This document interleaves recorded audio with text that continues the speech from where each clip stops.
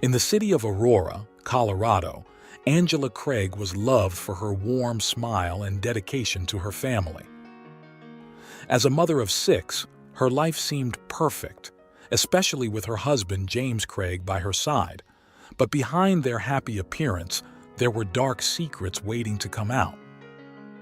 Angela's sudden health problems set off a shocking investigation that revealed lies, betrayal, and a deadly plan created by the very person she trusted the most.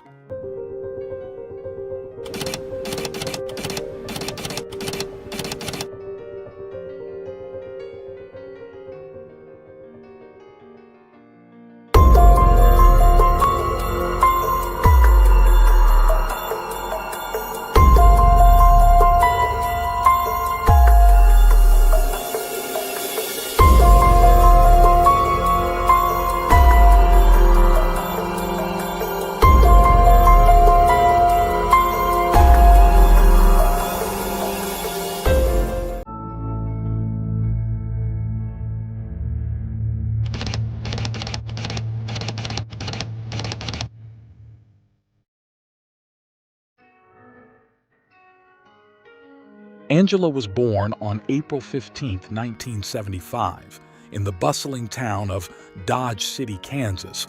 She grew up as a beloved member of a large family with 10 children. Known for her wit, intelligence, and her ability to engage in captivating conversations, Angela was always the heart of any gathering. Her love for animals, despite her allergies, was evident throughout her life, and she also had a deep passion for reading and woodworking. As a student of interior design, Angela found beauty in creating and arranging living spaces. However, her most important priority was always her family. She maintained strong relationships with her siblings and was quick to offer a helping hand to friends and even strangers. Angela's passion for genealogy led her to become a family history consultant, where she helped people reconnect with distant relatives. She was also highly active in her church, serving as a choir director, teacher, and youth group leader. On December 18, 1999, Angela married James Craig, a man with dreams of becoming a doctor. In 2006, those dreams became a reality when James earned his doctorate in dental surgery from the University of Missouri, Kansas City. While at the university, James played a key role in establishing the International Dental Program, assisting foreign-born dentists in obtaining their licenses in the United States. By October 2006, James began practicing in Aurora, Colorado, and over the span of 23 years, Angela and James welcomed 6 children into their family. Despite the physical distance, Angela remained close with her siblings, especially her sister Toni, who lived in Utah. The two spoke on the phone daily and made time for many memorable trips together. With James's dental practice and Angela's deep involvement in the local community, the Craig family seemed happy and content. However, life took an unexpected turn on March 15, 2023, at 11 a.m. when Angela was rushed to the hospital suffering from a debilitating headache, dizziness, and nausea. James was by her side, providing support during the frightening ordeal. Despite the medical team's efforts, Angela's condition worsened by 2 p.m. when she suffered a severe seizure. Doctors acted quickly, placing her on life support as her concerned family sought answers.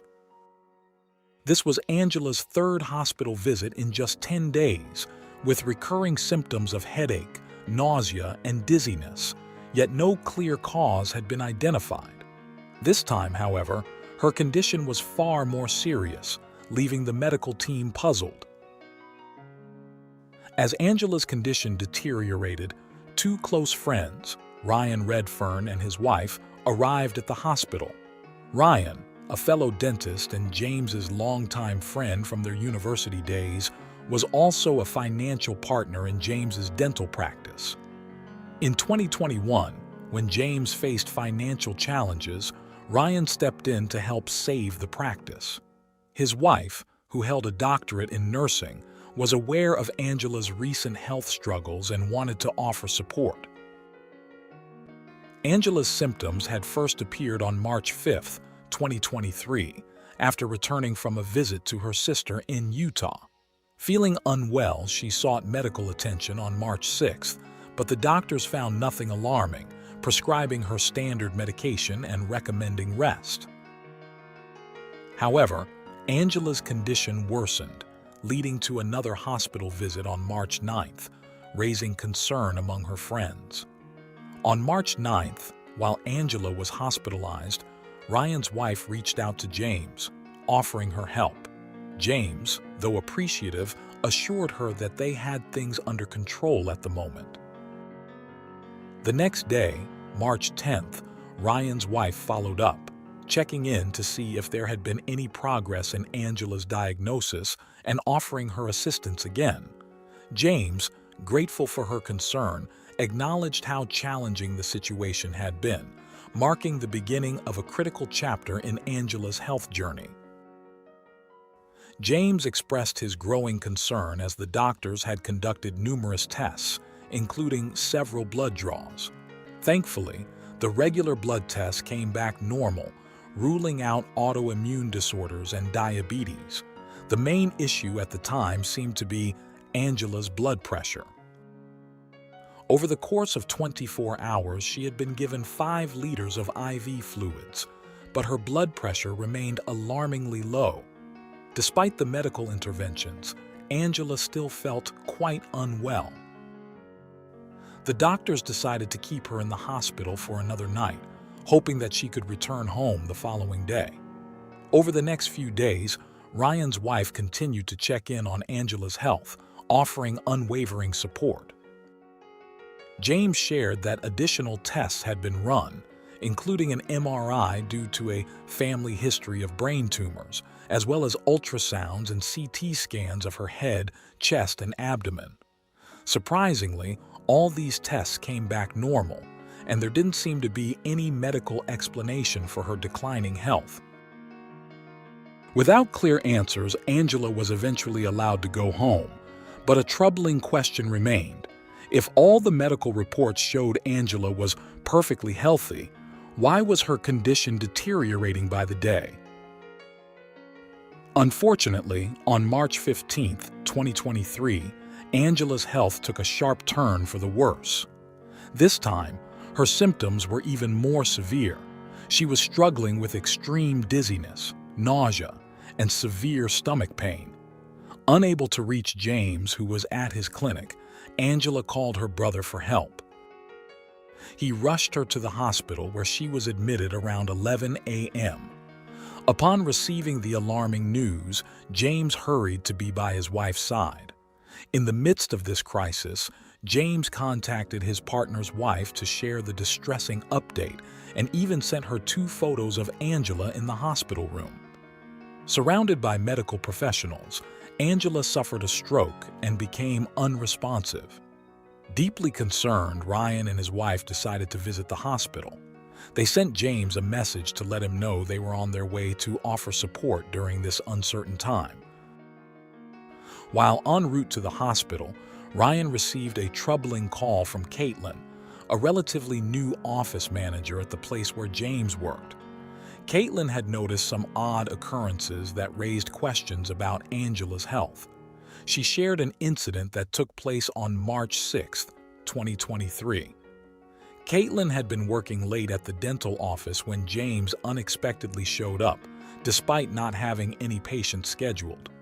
What struck Caitlin as odd was that instead of heading to his own office, James went down the hall to use a computer in one of the exam rooms. This was unusual because James typically used his own computer in his office, and this deviation from his normal routine seemed strange. About 30 minutes after Caitlin left the office, she received a text message from James. In the message, James mentioned that he was expecting a personal package to be delivered to the office and asked Caitlin to ensure it was received. He emphasized that no one else should open it. On March 13, 2023, the package James had mentioned finally arrived. However, when Caitlin went to pick it up, she discovered that a colleague had already opened it. Remembering James's request for confidentiality, Caitlin resealed the package and handed it directly to James. While repackaging it, something unusual caught her eye: a hazardous material label. The label was affixed to a cylindrical container marked with the words potassium cyanide. Caitlin assumed the chemical might have some medical or dental use she wasn't familiar with, so she resealed the box and quickly gave it to James. Later that day, she noticed James leaving the office, clutching the cylindrical container wrapped in brown paper. Her suspicions deepened. Why was James taking potassium cyanide home? Curious, Caitlin turned to Google to investigate the uses of potassium cyanide. That's when she stumbled upon a shocking discovery. The symptoms of potassium cyanide poisoning closely resembled those Angela had been experiencing. As Angela's condition worsened, with symptoms like nausea, vomiting, and low blood pressure, Ryan arrived at the hospital, still in shock from what Caitlin had told him. He met up with his wife, and together they went to see Angela, who was now on life support. Without wasting any time, Ryan approached one of the nurses on duty, sharing his suspicion that Angela might have been poisoned by James with potassium cyanide. Though taken aback by the unexpected information, the nurse took the claim seriously and agreed to conduct a new round of tests on Angela. Aware of the gravity of the situation, the nurse also dialed 911 to alert the authorities. Meanwhile, James stepped outside to take a phone call, giving Ryan and his wife an opportunity to leave the hospital. However, their departure was interrupted by a frantic call from James, demanding to know why they had left and informing them that the hospital staff suspected he had poisoned his wife. Ryan didn't hold back. He was upfront with James, confronting him about the mysterious package delivered to the dental office and the unsettling contents. He directly asked James why he had ordered potassium cyanide. Backed into a corner, James finally admitted that he had indeed purchased the chemical, but he claimed that Angela had asked him to do so, never imagining she would use it. After the tense phone call, James texted Ryan, pleading with him not to share their conversation with anyone, especially the police. He expressed concern that Ryan's involvement would only harm his family further. James acknowledged Ryan's motivations but insisted that if Ryan had come to him directly, man to man, rather than involving others, they might have avoided the current chaos. His frustration and anger toward Ryan were palpable. Ryan, however, couldn't shake the feeling that there was more to Angela's deteriorating health. He made a crucial decision and contacted the police, sharing everything he knew and urging them to investigate further. Later that night, well past midnight, the police arrived at the hospital to discuss Angela's dire condition. She remained on life support with no brain activity. The next day, on March 16, 2023, investigators visited Caitlin, the office manager. That's when the truth began to unravel. Caitlin revealed that on the morning of March 6, 2023, before Angela's first hospital visit, James had prepared a pre-workout protein shake for her. He proudly mentioned it at the office, portraying himself as a caring husband. However, things took a sinister turn when Angela suddenly became dizzy, and from that moment on, her health rapidly declined. Caitlin didn't hold back, also discussing the suspicious package and her concerns about the potassium cyanide. She explained how this lethal chemical could produce the same symptoms Angela had been experiencing, and in some cases could be fatal. Ryan, who had joined the conversation at the dental clinic, added more to the story, shattering the image of the seemingly happy Craig family. He disclosed that in 2021, When James was facing financial troubles and the threat of bankruptcy, he had confided in Ryan about his marital problems. Shockingly, at that time, James had been contemplating divorce. Even more heartbreaking was James's later admission that Angela had contemplated ending her life in 2022 through an overdose, but James had intervened to save her.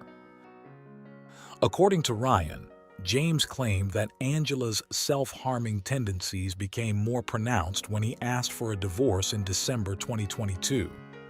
Despite these serious issues, James never reported any of Angela's behavior to the authorities or sought professional help for her mental health. This pattern of secrecy and neglect raised serious questions about recent events. To get a clearer picture of Angela's mental state, the police interviewed the couple's 6 children. Surprisingly, they painted a different picture, describing their mother as happy and full of energy, with no signs of the troubling behavior James had mentioned.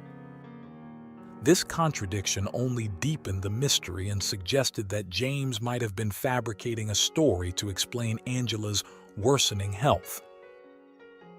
As suspicion mounted against James, the police launched a full investigation. They obtained search warrants for both the Craig residence and James's dental office. They also began reviewing James's phone records and text conversations with Angela, dating back to March 6, 2023, the day she first reported feeling unwell. The text messages from that day revealed a disturbing exchange. Angela expressed her appreciation for a coffee James had made for her, showing affection and optimism for the day. However, soon after, she mentioned feeling dizzy and off, prompting James to suggest she check her blood pressure. The conversation took a troubling turn when James referenced heavy medications and acknowledged his past concerns, hinting at a possible trigger for Angela. He voiced concern about her symptoms, comparing them to those of a stroke, and asked about any weakness she might have been experiencing.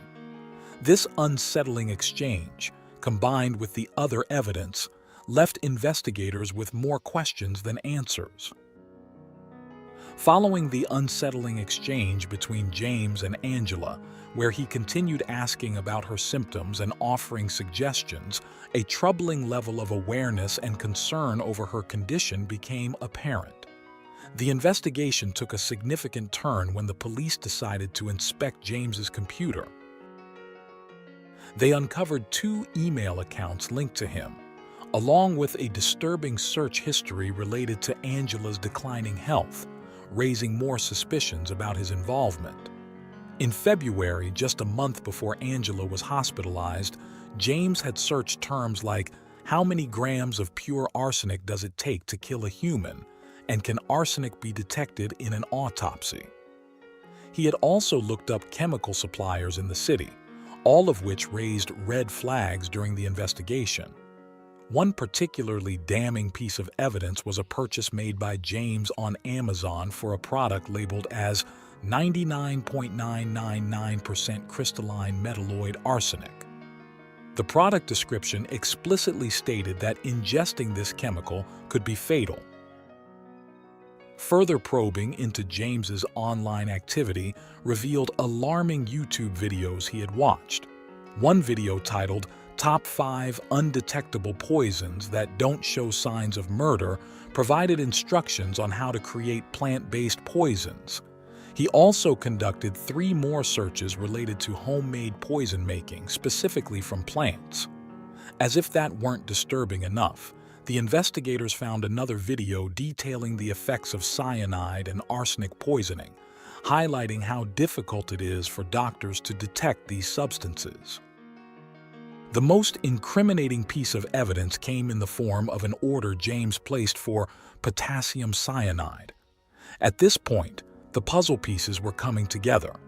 It was becoming clear that James had been poisoning Angela all along. But why would someone poison his wife and the mother of his children? Was it related to his desire for a divorce? As investigators dug deeper, they interviewed friends and family members. Angela's sister provided critical insight. She revealed that only those closest to Angela knew the truth about her marriage with James, which was far from the loving facade they presented to the world. She disclosed that James had a history of extramarital affairs with multiple women. Even more shocking, James had confessed to Angela about his addiction to inappropriate online material since his teenage years. One particularly disturbing incident from 5 or 6 years earlier caught the attention of the police. The woman recalled Angela telling her that she feared James had deliberately drugged her. Angela suspected that James had drugged her in order to prevent her from intervening in his activities, shedding light on some of the strange text messages between the couple. However, police remained skeptical of James's explanation about drugging Angela, finding it unreasonable that he would resort to such extreme measures. She also shared that Angela had longed to escape her marriage, a sentiment she had expressed repeatedly over the past 16 years. Yet, every time Angela gathered the courage to leave, James would skillfully manipulate her into staying. Their marital issues extended beyond their personal relationship and into James's struggling dental practice. Further complicating the situation, James had tried his luck gambling in Las Vegas, losing over $2,000 despite being in $2 million of debt. To the police, it became clear that beneath the surface of their seemingly perfect marriage, the Craig household was rife with turmoil. The investigation uncovered even more damning evidence when they found emails detailing round-trip flights from 2 separate occasions. These tickets were reserved for Karen, an orthodontist based in Texas. The emails between Karen and James were far from professional.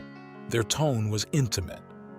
Karen had filed for divorce in 2022 and had been in a relationship with James, something Angela knew nothing about.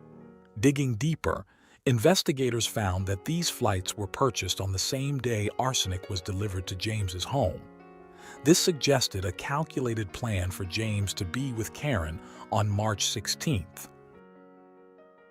One of Karen's emails to James with the subject line, "See you soon," expressed her regret over the events happening in James's life that week. She apologized for not being a part of his world and for keeping her distance. As police gathered more evidence against James, hospital staff fought to save Angela. Tragically, on March 18th at 4:29 p.m., Angela was declared brain dead. She passed away without ever knowing the truth about what her husband had been plotting. Just hours after Angela was removed from life support, James was officially charged with first-degree premeditated murder. He didn't have much time to reflect on the charges because, on March 19th, he was arrested. A few days later, James found himself in a Colorado courtroom for his initial appearance. As the charges against him were read aloud, a mix of friends, family, and even some of James and Angela's children watched in shock. The disheveled 45-year-old man in an orange jumpsuit, handcuffed, was a far cry from the smiling blonde man seen in family photos. James Craig, already facing the grave charge of first-degree murder, was also hit with a second charge, tampering with physical evidence. The judge set James's bail at a staggering $10 million. His trial is set for December 2024. A week after Angela's death, new information emerged, revealing that she had not one, but 3 life insurance policies in her name. While it's not confirmed, this raised the chilling possibility that collecting those life insurance payouts might have been part of James's grim plan, along with his affair.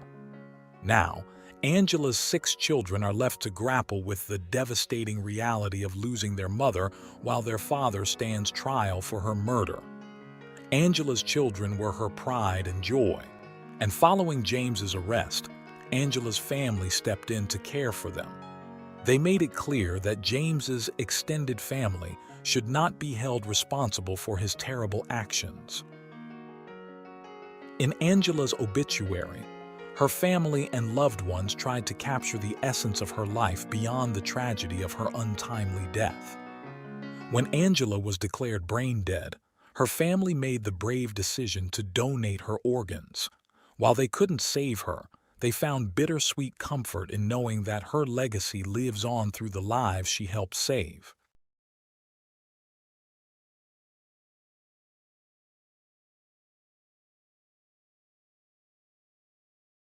Thanks for tuning in to Unreal True Crime. If you're intrigued by mysteries from around the world, check out our new channel, Latin Crimes, where we dive into the gripping true crime stories of Latin America. Don't miss out. Subscribe now for more thrilling investigations.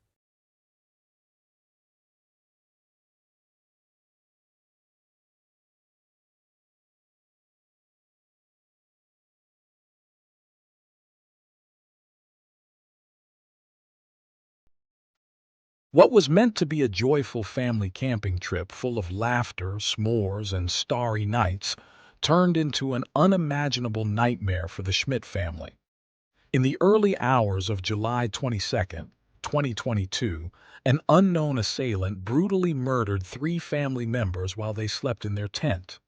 The tragedy sent shockwaves through the community, leaving everyone to question who could commit such a heinous crime. In this video, we'll explore the details of this harrowing case and attempt to understand the tragedy that claimed the lives of three innocent individuals. This is the chilling story of the Schmidt family.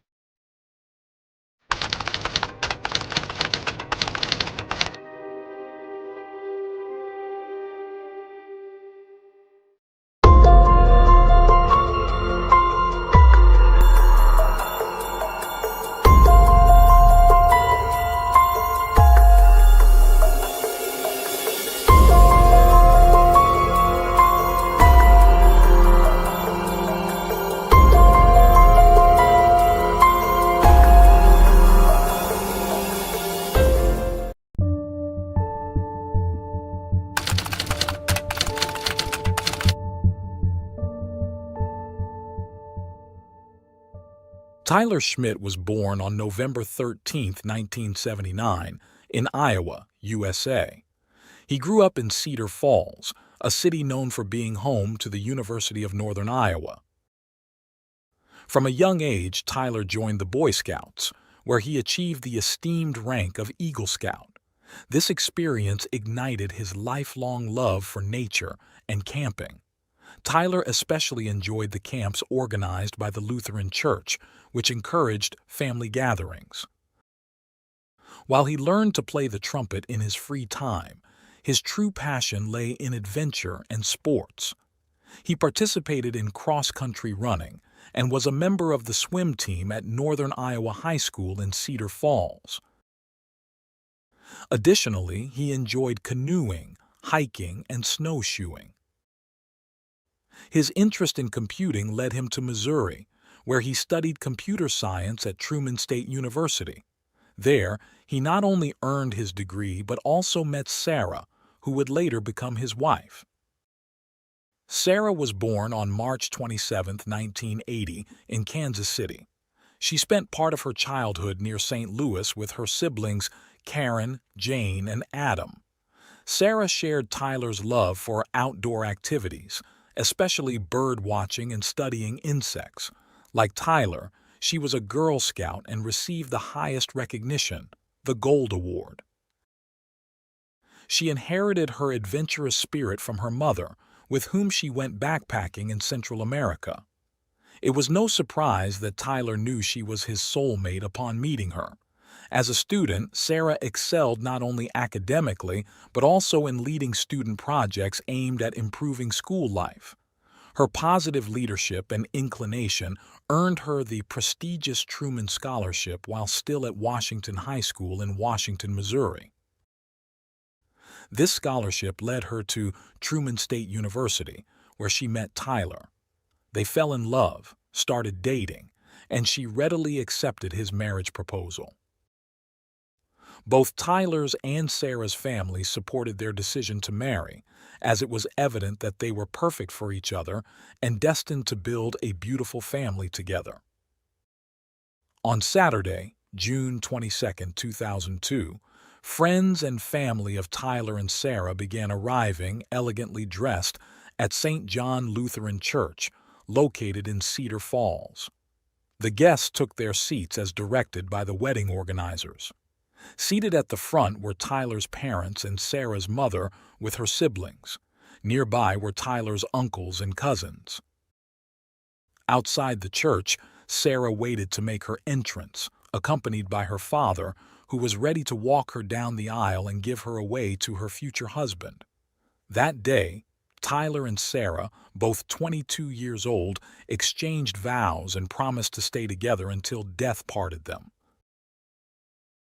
Their shared love for nature led them to choose Boundary Waters, a well-known wilderness area on the border between the United States and Canada, specifically between Minnesota and Ontario, as the destination for their 10-day honeymoon.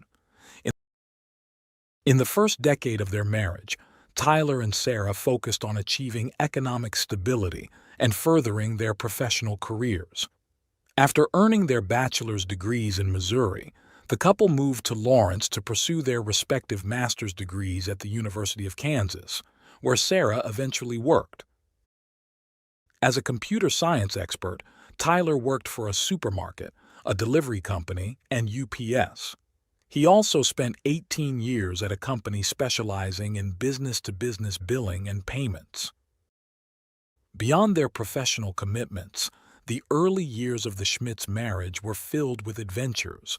They always found ways to spend time together and explore new natural destinations. They frequently gathered with family or friends to enjoy their shared love of board games. Occasionally, they participated in activities organized by members of the Lutheran Church and, as avid fans of the Kansas Jayhawks, supported the basketball tournaments held at the Allen Fieldhouse. The year 2013 was bittersweet for the couple. On one hand, Sarah's father passed away from a heart attack, a significant loss for his loved ones. On the other hand, after 11 years of marriage, the couple welcomed their first child, Arlo. 3 years later, on September 17, 2015, they experienced the joy of parenthood again with the birth of a beautiful daughter, Lula Schmidt. When Arlo was 6 and Lula was 3, the family moved to Cedar Falls to be closer to Tyler's relatives. Cedar Falls welcomed them warmly, and they soon became active members of the community.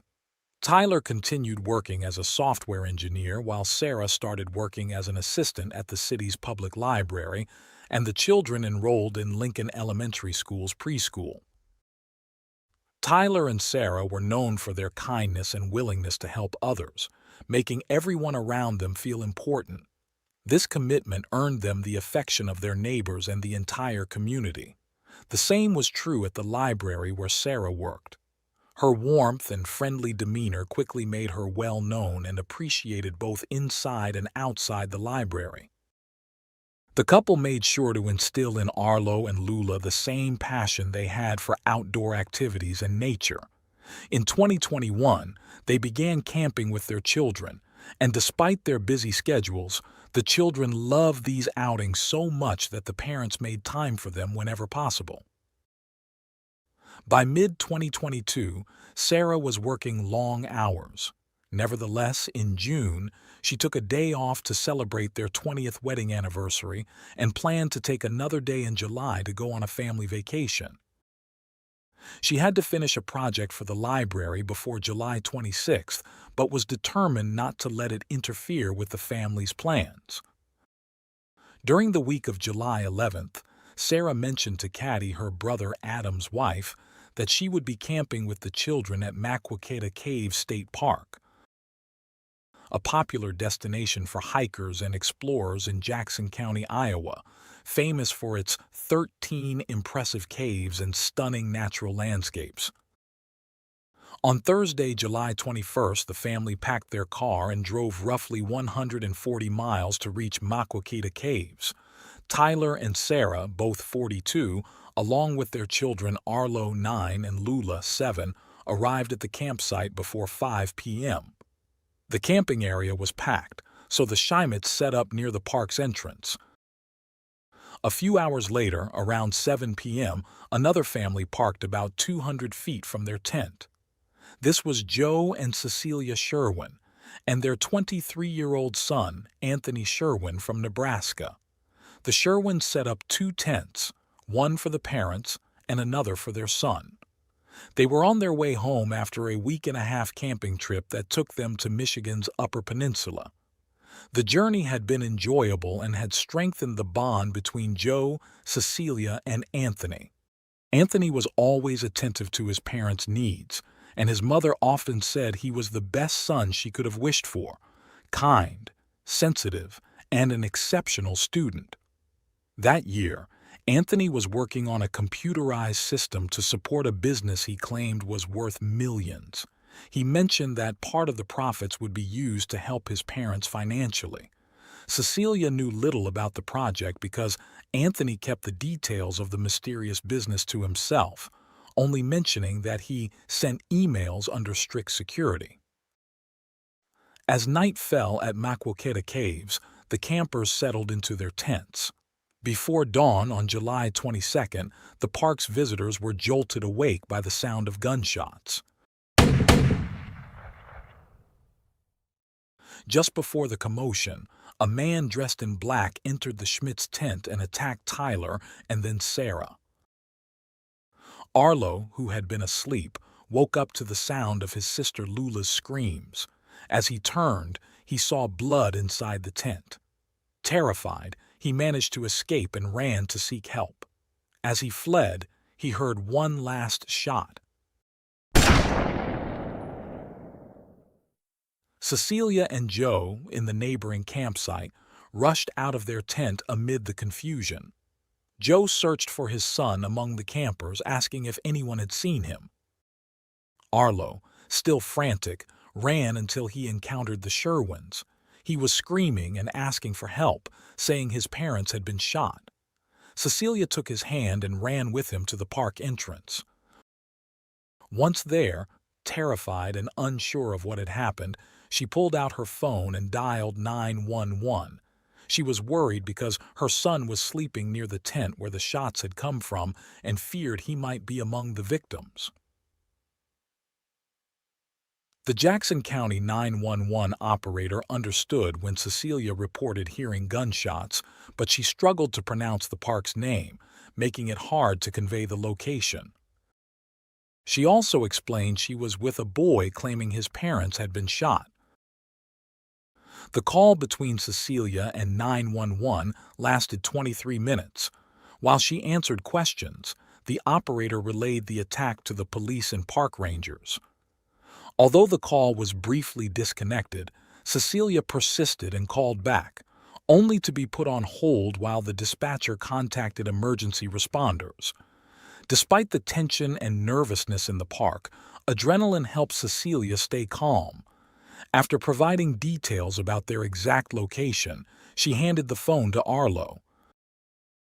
The boy explained to the dispatcher that he was in a tent with his mom, sister, and dad, and when he woke up, he saw someone dressed in black holding a gun. The 911 operator asked the child where his father was, and after a pause, he responded that he thought his father was hurt. Around 6:30 a.m., police officers and paramedics arrived at the scene and headed to the Schmitz tent. What they found was horrifying. All the occupants of the tent were dead. The beautiful campsite had turned into a crime scene. Law enforcement immediately began searching for the shooter, knowing he could be anywhere. The tactical team quickly evacuated Maquoketa Caves, State Park, and Camp Shalom, a Christian summer camp located about 1.5 miles from the site of the attack.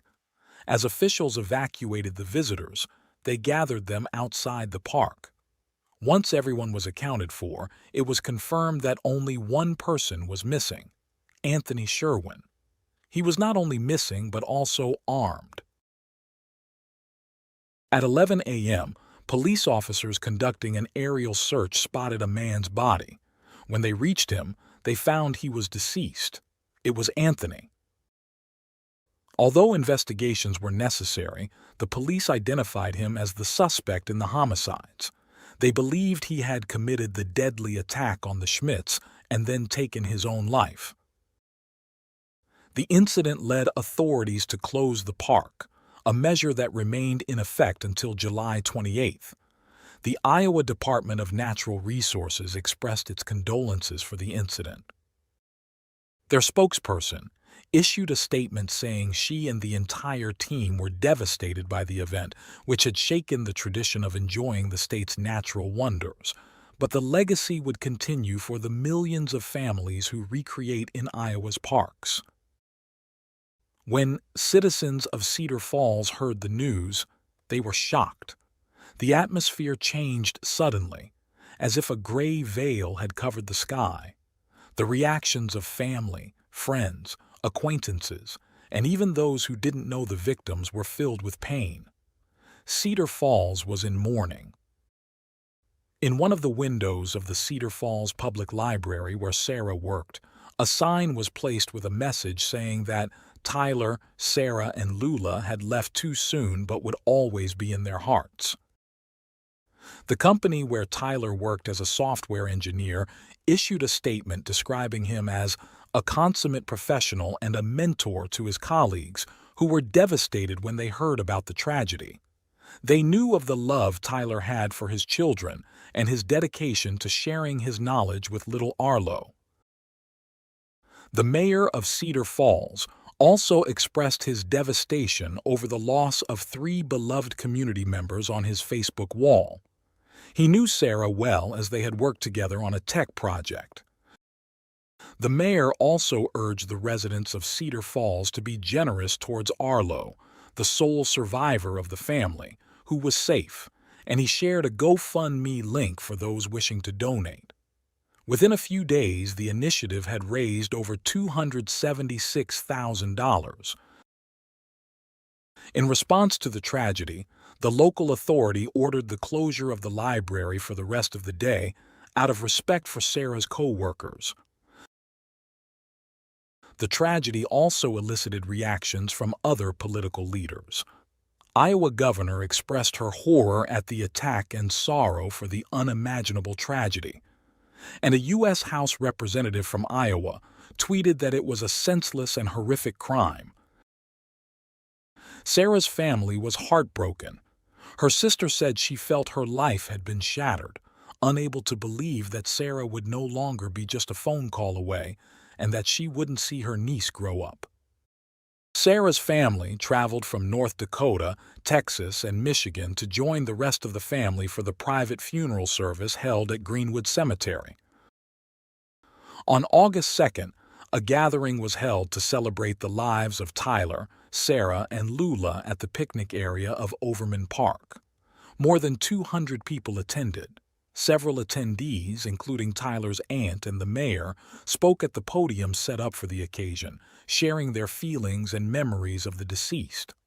The mayor concluded the speeches by confessing that he had once envisioned Sarah, with her heart dedicated to the community, representing Cedar Falls politically in the future.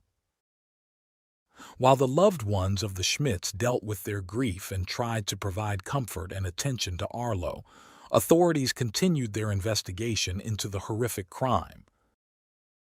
According to information released by the Iowa Department of Public Safety, based on autopsy findings, Tyler had a gunshot wound and multiple sharp force injuries. His wife Sarah had only sharp force injuries, while their young daughter had been both shot and strangled. In early August 2022, authorities released official information on the case, naming Anthony Sherwin as the person responsible for the Schmidt family's murder. According to the police, the 23-year-old, who had no prior criminal record, was the sole person involved in the incident before taking his own life. The investigation did not reveal any motive for the attack.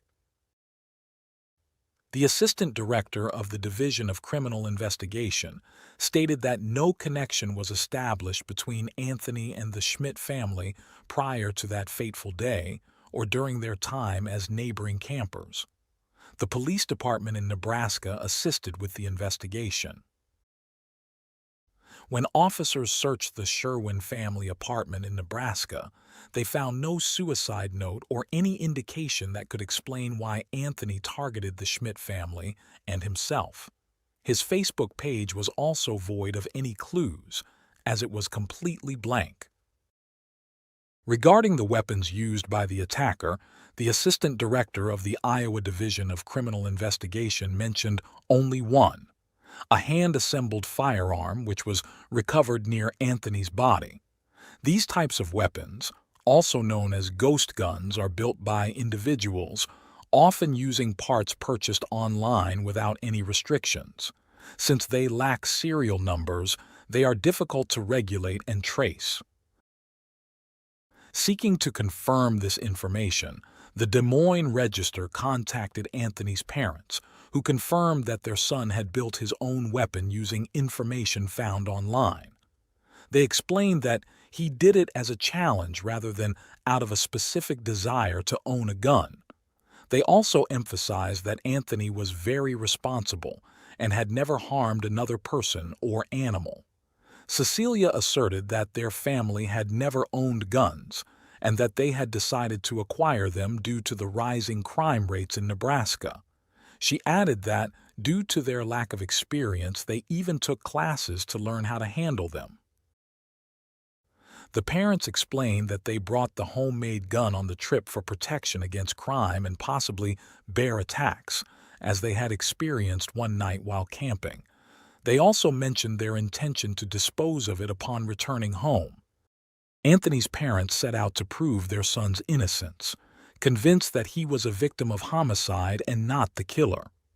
According to Anthony's mother, an independently obtained autopsy report indicated that he had been shot twice, not once as claimed by the police.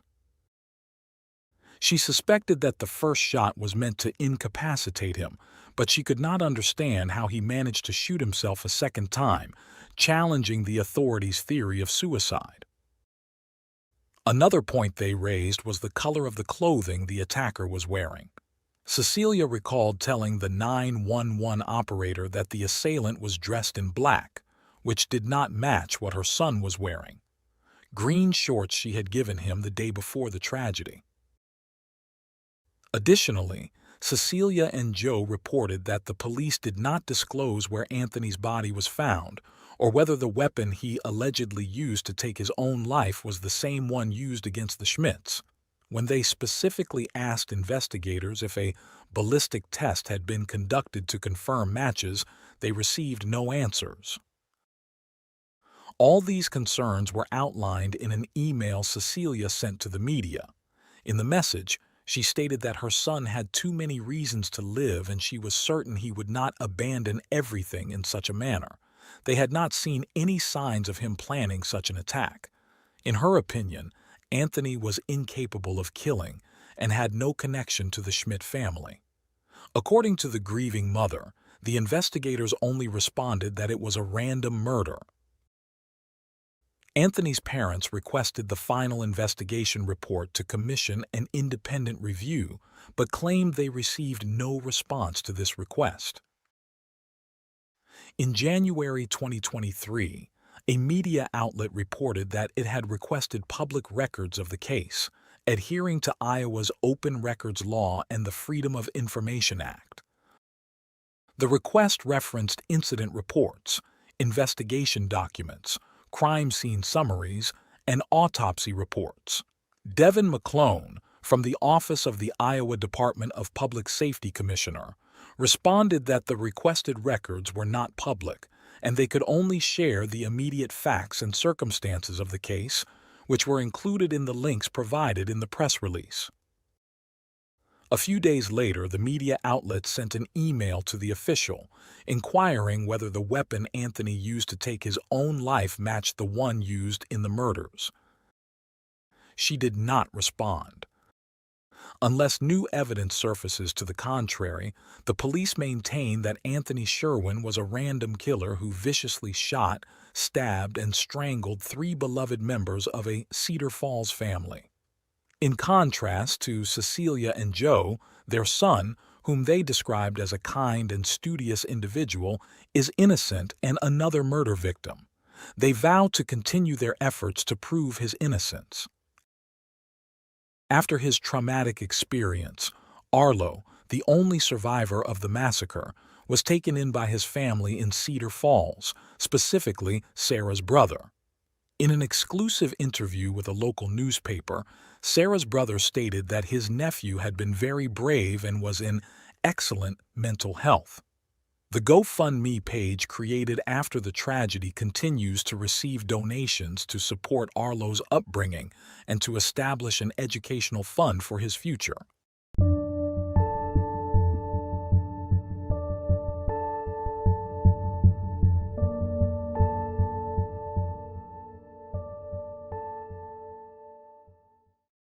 Thanks for tuning in to Unreal True Crime. If you're intrigued by mysteries from around the world, check out our new channel, Latin Crimes, where we dive into the gripping true crime stories of Latin America. Don't miss out. Subscribe now for more thrilling investigations.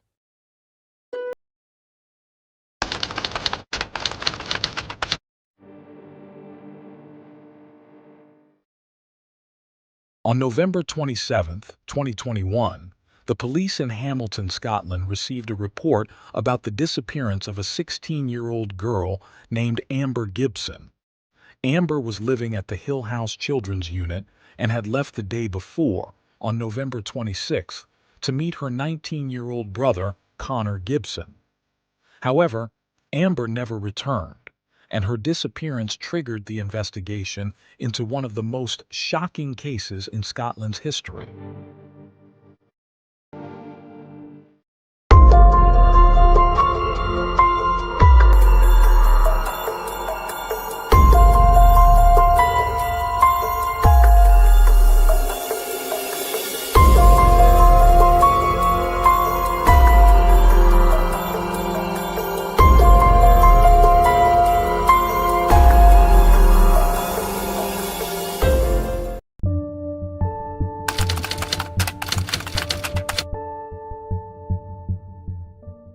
Born on November 1, 2005 in Scotland, Amber Gibson was the second child of Anne Marie Adams and Peter Gibson.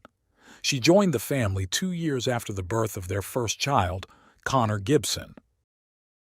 Amber, a beautiful red-haired baby, contrasted sharply with her brother, who had fair skin and dark hair. Their striking looks and cheerful personalities made them stand out. However, their home was marred by domestic violence.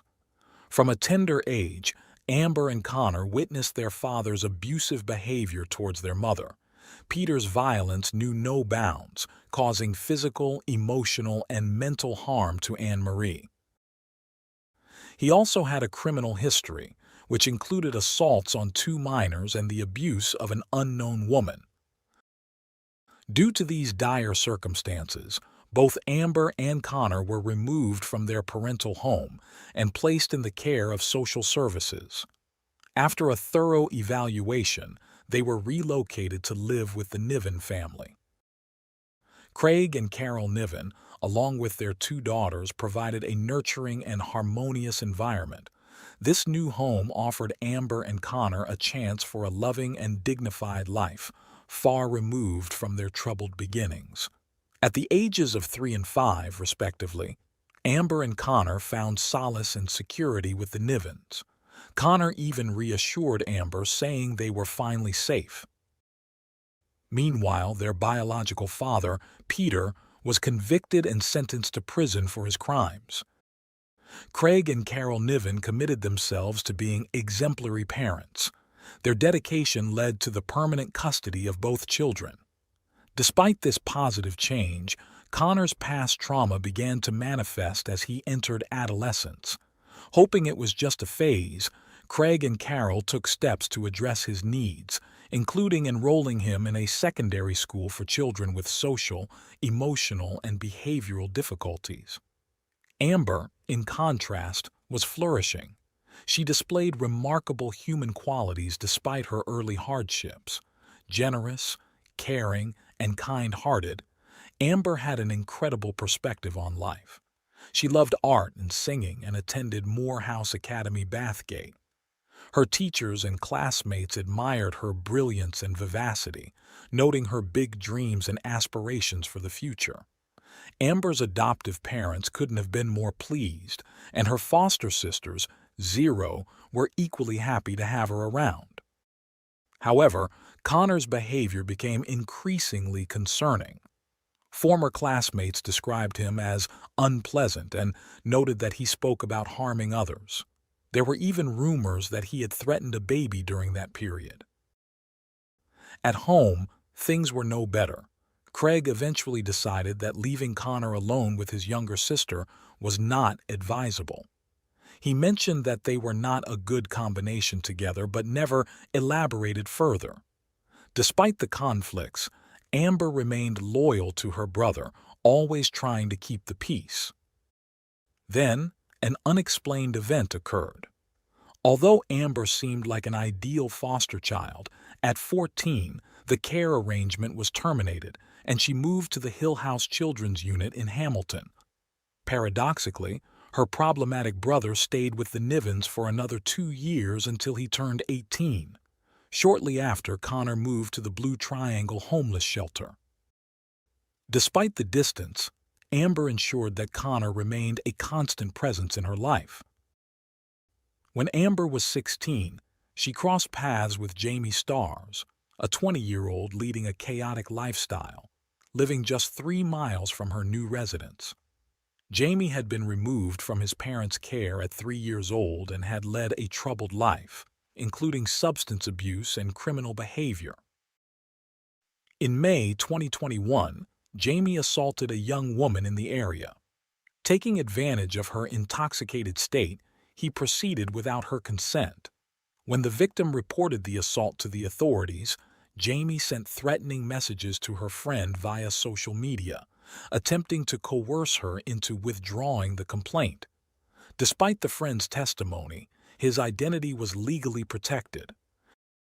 Jamie was charged with the assault and attempting to pervert the course of justice, resulting in his arrest. However, he was soon released on bail. In June 2021, Amber traveled to Bothwell, the place where Jamie lived. Although she didn't know Jamie, they ended up in the same lodging unit. That night, while Amber was asleep, Jamie attacked and assaulted her. Amber awoke to find herself undressed, with Jamie, also naked, beside her. She had no recollection of embracing or kissing him, leading to speculation that he might have drugged her, though no tests were conducted to confirm this. Gathering her courage, Amber reported the assault to the police. She identified Jamie from a photo lineup. The police started investigating the case. In July, Jamie faced justice again. Witnesses included the Amber and the first victim. Their testimonies revealed Jamie's method of preying on vulnerable girls. Jamie appeared in court via video link from police custody. His defense argued that his actions might be linked to his traumatic childhood. However, acknowledging his difficult past, the High Court judged him for his poor choices. Jamie was found guilty of both assaults, his name added indefinitely to the sex offender registry. He was also convicted of attempting to pervert the course of justice and breaching bail conditions. The sentencing hearing at the High Court in Edinburgh soon followed. One of the first to speak was the defense attorney, who emphasized that the authorities should consider the sentencing guidelines for individuals under 25 years old. In Scotland, the law suggests that younger people should receive lighter sentences due to their emotional immaturity and higher potential for rehabilitation. To support his argument, the defense lawyer pointed out a report indicating that Jamie exhibited cognitive and emotional immaturity. After hearing the defense's case, the judge acknowledged the relevance of Jamie's age and difficult background. However, he reminded Jamie and everyone in attendance that the crimes were still severe, even describing them as atrocious due to their impact on innocent victims. Consequently, the judge sentenced Jamie to 10.5 years in prison. Moreover, given the high risk of reoffending, Jamie was ordered to be under supervision for 2 years following his release. After the hearing, the police stated that the evidence and testimony provided by Amber were crucial in securing the conviction. Throughout this challenging process, Connor reached out to the Hill House Children's Unit to talk to his sister. Despite knowing his volatile temperament, Amber clung to the hope of reconnecting with her only available family member. The residence manager tried to discourage her from contacting Connor, but her efforts were in vain. Amber's close friend recalled that, despite their turbulent relationship, Amber had a special bond with Connor and was eager to see him. However, just as suddenly as he appeared, he disappeared, leaving her with unanswered questions. Amber tried to move forward with her life as best as she could, demonstrating an enviable spirit and determination. After a few months, Connor resurfaced. Likely driven by genuine affection for her only biological family member, Amber was excited when he expressed his desire to meet. They arranged a time and date and met in downtown Hamilton on the night of Friday, November 26, 2021. Overjoyed by her brother's presence, Amber took a selfie with him and posted it on her social media profile. It was the last time anyone heard from her. Around 10 p.m., security cameras captured the siblings walking together through the streets of Hamilton. At some point, out of the camera's view, Connor attacked Amber. He assaulted her, inflicted severe head and body injuries, and then strangled her until she died. About 90 minutes later, without attempting to hide the body, Connor headed back to the hostel where he was staying. Security cameras recorded his disheveled state, and footage showed him collapsing against a metal barrier. He eventually pulled himself together and disposed of his blood-stained clothes. Just before midnight, he returned to the hostel and told a staff member that he and his sister had argued. Later, another camera showed Connor going to the dumpsters outside the building with a plastic bucket in hand. He also called the Hill House Children's Unit, telling them not to worry if Amber didn't return, insisting that she was fine. Despite his assurances, the authorities reported Amber missing that same night. On Friday, November 26, 2021, retired William Corrigan took his 45-year-old son, Stephen Corrigan, to get a COVID-19 vaccine. Due to a recent fall, Stephen had his arm in a sling and needed extra support from his father. After getting vaccinated, Stephen decided to take a night walk and stumbled upon Amber's abandoned body. Rather than alerting the police, Stephen committed his own heinous acts by desecrating Amber's remains. He then concealed her body among leaves and bushes before leaving. Unaware of Amber's tragic fate, her loved ones and the authorities searched for her everywhere. Meanwhile, Connor sent a cryptic message to a group of 5 friends, saying he needed help with something without specifying details. To create an alibi, he messaged Amber, asking if she was okay. He then told his friends that he had resolved the issue on his own. As the search for Amber continued, Craig and Carol grew increasingly anxious. They hadn't heard from Connor until a call on Sunday, November 28, 2021, when he told them that he and Amber had fought the previous Friday. Later that same Sunday, the police finally discovered Amber's body. Her underwear had been torn, and she had suffered severe head trauma. After securing the scene, investigators searched the area and found Amber's blood-stained shorts and t-shirt in a nearby dumpster. After informing her loved ones of the tragic outcome, The detective team began reconstructing Amber's movements from the last time she was seen to when her life was taken and her body left in the middle of nowhere. At a press conference, one of the detectives appealed to the public for information. He emphasized the importance of understanding the events leading to Amber's fatal attack and urged anyone with information to come forward to help bring closure to her family. Knowing the community's fear and parents' concerns for their daughter's safety, he stressed that capturing the perpetrator was crucial for public safety. He pointed out that Amber was last seen in a busy part of town on a Friday night, suggesting there must have been many witnesses. He called on anyone who saw her to contact the authorities. Following the press conference, some people came forward with potential information, but none provided useful leads. Investigators continued their work, and the forensic pathologist's report highlighted that Amber was found covered in mud and had died from neck compression. Bloodstains found on her jacket were sent for DNA analysis, which revealed a chilling truth. The blood matched her brother Connor's DNA. Additionally, Connor's DNA was found on Amber's forcibly removed underwear. Another unidentified male DNA sample was also discovered, complicating the case further. With such evidence in hand, Connor became the prime suspect in the case. He continued to feign innocence and create false alibis that quickly fell apart. One such clumsy attempt was a social media post on December 1st, where he pretended to pay tribute to his sister, lavishing her with praise and claiming he would miss her dearly. The next day, he searched the internet on his phone for ways to mislead the police. He also posted several angry messages on his social media accounts. Hours later, he was arrested.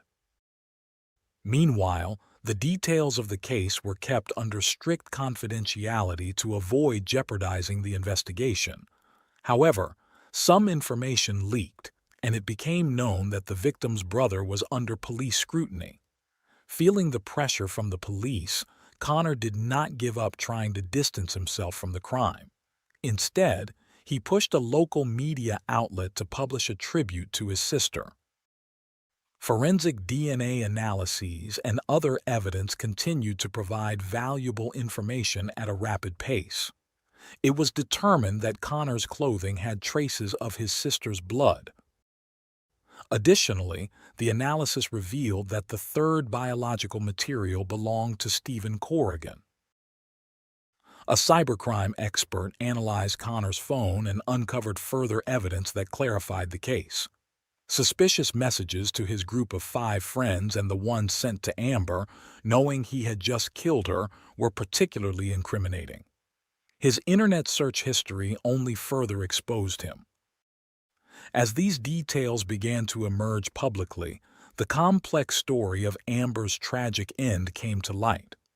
Connor had to appear in Hamilton Sheriff Court to face charges of murder, sexual assault, and attempting to pervert the course of justice.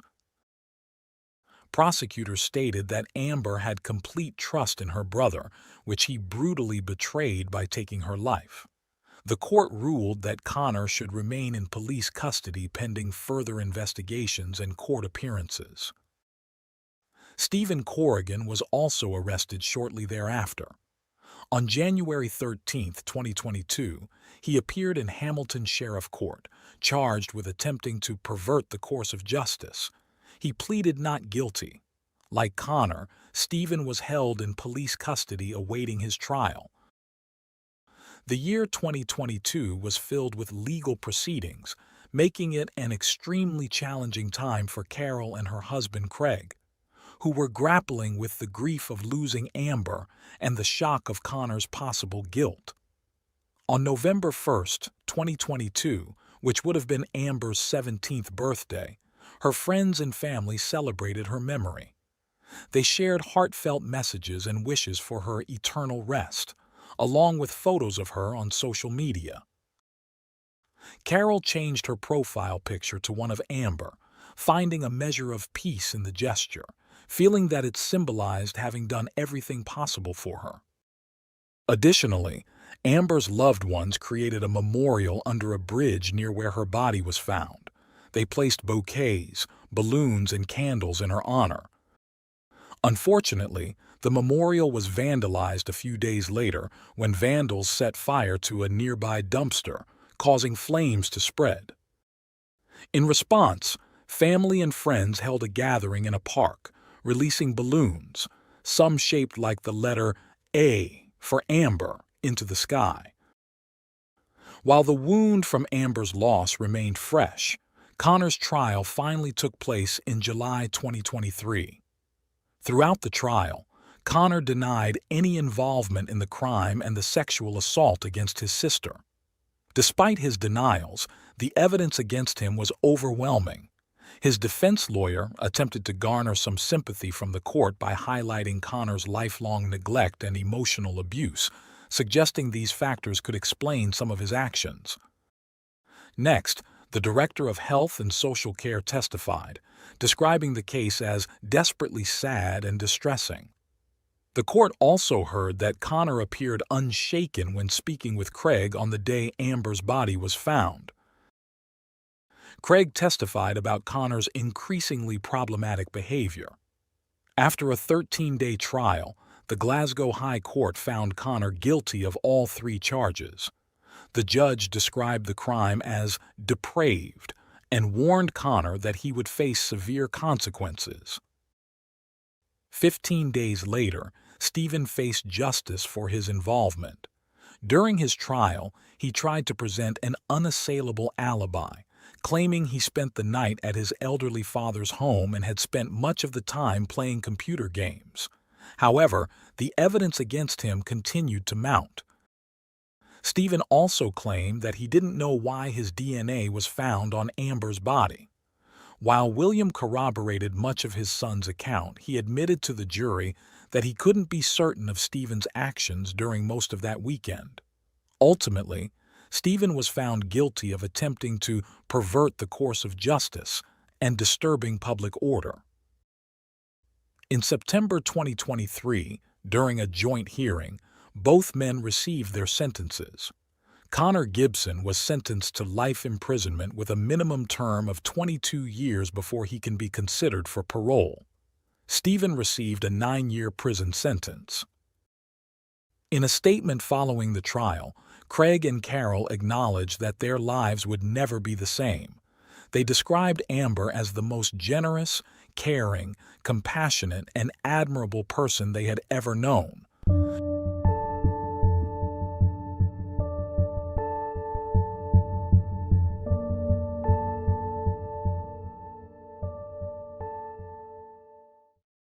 Thanks for tuning in to Unreal True Crime.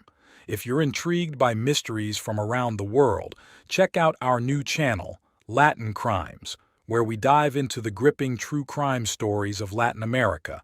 Don't miss out. Subscribe now for more thrilling investigations. I stripped his clothes. I cut open his belly to see his guts. It really pained me. Sorry, that was morbid. Then I cut off his head. I gave him a Glasgow smile, but a Joker smile.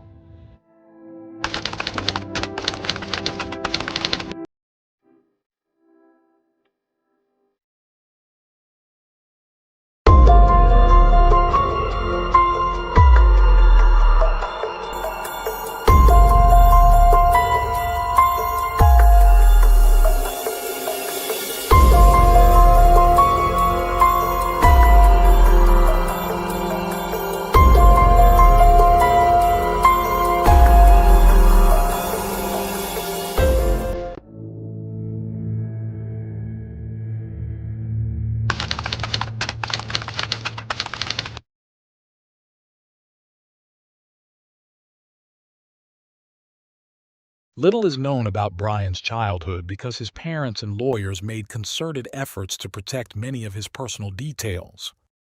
However, by piecing together information revealed during his 2023 trial, we can sketch a rough profile. Brian was born in 2002 and exhibited an early interest in death-related topics.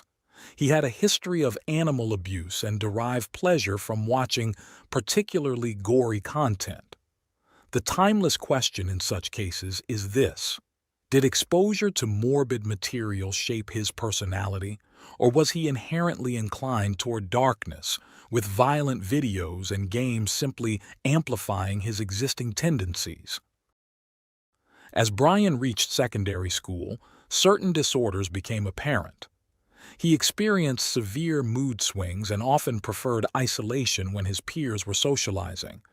He rarely attended parties and had a notably cynical attitude.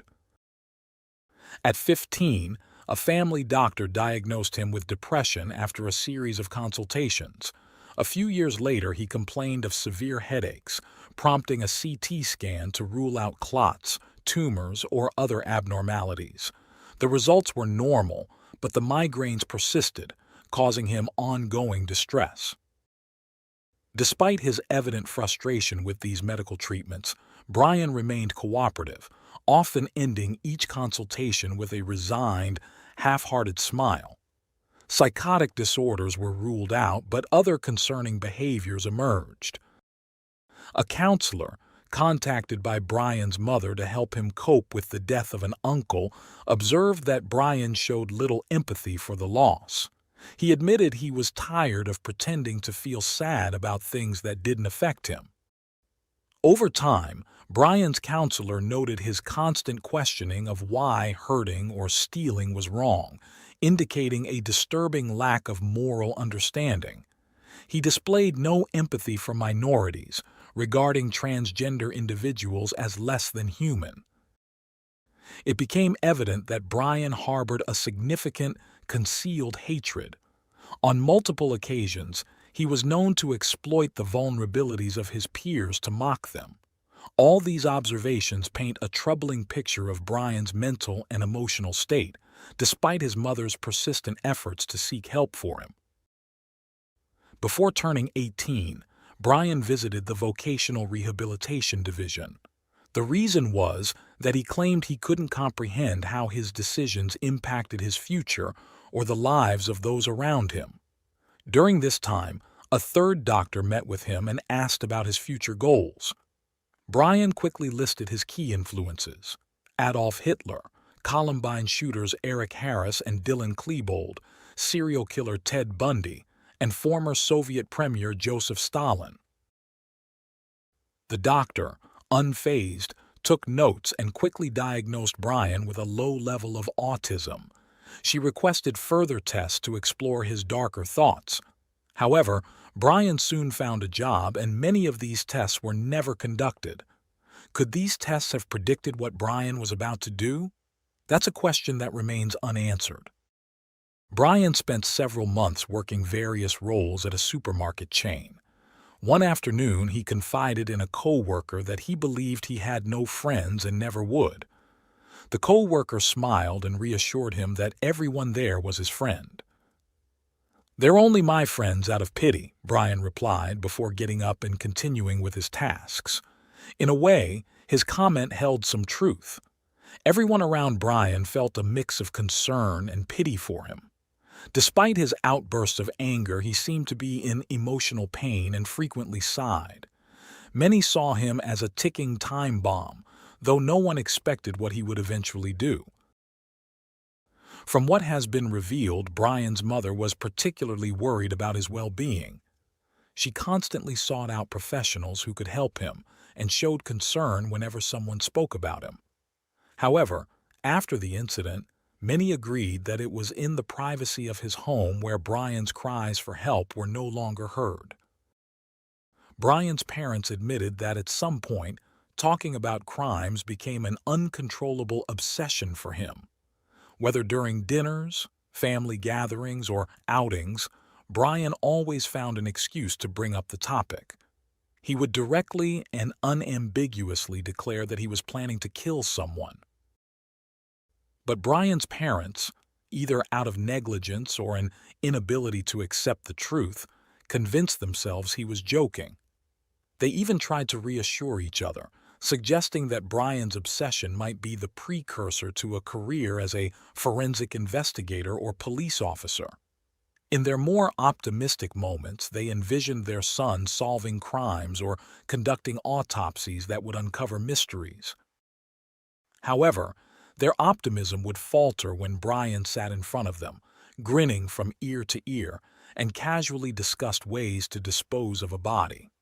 Though his words frightened them, Brian would quickly dismiss their fears by claiming he was merely showcasing his dark sense of humor. He would then head off to work, leaving his parents with a lingering chill. That chill grew more intense as other troubling signs emerged. In the last days of February 2021, Brian's mother felt a spontaneous sense of relief. For over a week, Brian hardly mentioned anything about murders or dismemberments. He seemed more talkative about everyday matters, asking about their work and showing interest in household affairs. He even appeared enthusiastic about his future. His mother recalled the doctor's words, suggesting that Brian's fascination with death might be a phase that would suddenly vanish. But Brian's father was not so convinced. He suspected this newfound calm might be the proverbial quiet before the storm. In hindsight, he wasn't wrong. The storm was just beginning. On the last day of February, Brian's father got into the car that Brian often borrowed and found a wallet under the seat. It was clear at first glance that the wallet didn't belong to any family member.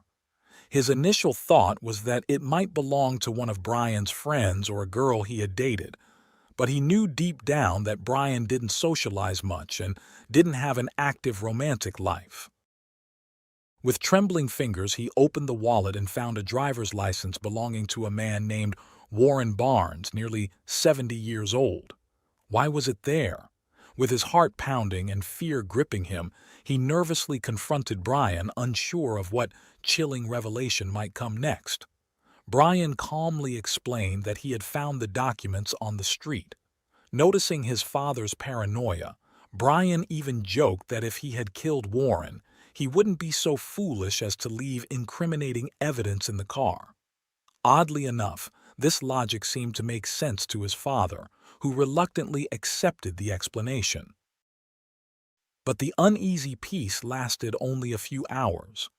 Later, Brian's mother found a red stain on the car upholstery. Once again, Brian laughed it off, claiming it was paint from a special effects course he had enrolled in. Desperate to believe him, his parents clung to his explanation, their minds racing with doubt and fear. Were they losing their grip on reality? Were they so afraid of their son becoming a monster that they saw signs where there were none? Did that make them worse monsters than their son? They felt guilty for suspecting the boy they had raised, who clearly needed help and seemed incapable of harming anyone. Their doubts made them feel ashamed. Despite this, Brian's mother couldn't shake her instinct that something was wrong. The next day, she took advantage of his absence to enter his room, later claiming she was just trying to tidy up. Whether that was true or she was searching for secrets waiting to be uncovered, she started looking around. After checking under the bed and in drawers, she opened Brian's closet and found a plastic container with bags inside. The bags emitted a nauseating odor that filled the room, making her stomach churn. As she cautiously approached, she noticed maggots crawling out of the seams, their writhing bodies a horrifying testament to the sinister contents within. Horrified and acting on instinct, she took the bags to the kitchen sink. Fighting back nausea, she opened them with a cloth. What she saw made her nearly faint. Barely able to stand, she made 3 calls. The first was to her husband, asking him to come home immediately. The second was to Brian, telling him to come home no matter what he was doing. They needed to talk. The third call took the most time. She dialed 911 and, through sobs, told the operator she had found a head in her 19-year-old son's closet. The operator assured her help was on the way and urged her to stay calm. 911 is John. What's the address emergency? Hi, there is an emergency. I found something in my son's closet wrapped in a plastic bag. Okay, what was it? I think it's a human head. It's a what? I think it's a human head. Why do you think it's that? Because it looks like it. I saw an ear. Is it bloody or does it like anything like that? Can you just come? Do I have to take a picture and send it to you? What's Can you the just address? come? Is your son there now? He just pulled up. We wanted to make sure he was here before we called. How old is he? 19. He's had a little bit of a fascination with the morbid, but he was channeling it, I thought, into becoming a crime scene investigator, but not so much. When the police arrived, the sequence of events that unfolded was recorded and remains chilling to those who watch it. It's just a few seconds, but enough to make many lose faith in humanity. Brian spoke about what he did with a chilling lack of emotion. Okay, so parents have some concerns of some stuff they may have found in your room? Yeah, I believe so. And what would it be? A human head and hands. That same day, he was arrested. Like I said, I'll get that errand for you. Sorry about that. All right. He was brought to the police station for questioning. Oh, I should have a mask. You're okay. Don't worry about it, okay? Keep on walking. Keep going. His mother was also subjected to interrogation.